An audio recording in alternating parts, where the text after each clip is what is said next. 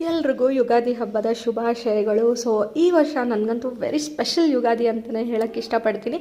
ಯಾಕೆ ಅಂತಂದರೆ first time ನನ್ನ ಮಗನ ಜೊತೆ ನಾವು ಯುಗಾದಿ ಸೆಲೆಬ್ರೇಟ್ ಮಾಡ್ತಾ ಇದ್ದೀವಿ. ಸೊ ಬೆಳಗ್ಗೆನೇ ಎದ್ದು ಮನೆ ಮುಂದೆ ಎಲ್ಲ ತೋರಣ ಎಲ್ಲ ಕಟ್ಟಿ ಈ ರೀತಿ ಹಬ್ಬಕ್ಕೆಲ್ಲ ಪ್ರಿಪ್ರೇಷನ್ ಮಾಡ್ಕೊಂಡಿದ್ದೀವಿ. ಇಲ್ಲಿದೆ ಬೇವು ಬೆಲ್ಲ.